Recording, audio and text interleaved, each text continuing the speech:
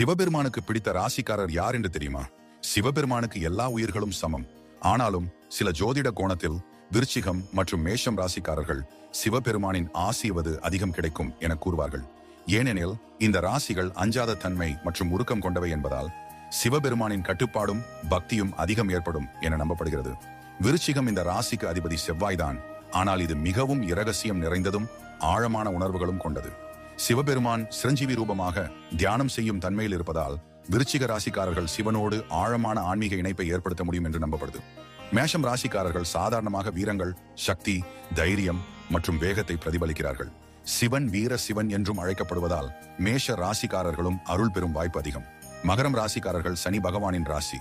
சனி பகவானுக்கு சிவபெருமான் குருவும் இரட்சகரும். சனிதோஷம் நீங்க சிவ வழிபாடு மிக முக்கியம். அதனால் மகர ராசிக்காரர்களும் சிவ வழிபாட்டில் அடிக்கடி ஈடுபட சொல்கிறார்கள். சிவபெருமான் எல்லாரையும் சமமாகவே பார்ப்பவர். ஆனால் பிரதோஷம், மாசி மகம், சிவராத்திரி போன்ற நாட்களில் அவர் அருள் மிக அதிகமாக கிடைக்கும். பச்சை இலை அணிகள், பில்வ இலை சிவபெருமானுக்கு மிகவும் பிடிக்கும். திங்கள்கிழமை அவருக்கு மிக பிரியமான நாள்.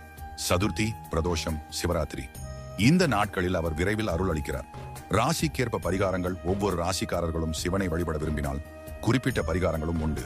ராகு, கேது, சனி போன்ற தோஷங்கள் உள்ளவர்களுக்கு சிவன் அருள் அதிகம் தேவை. பரிகாரமாக மஞ்சள் அபிஷேகம், வில்வ அர்ச்சனை, ஓம் நம சிவாய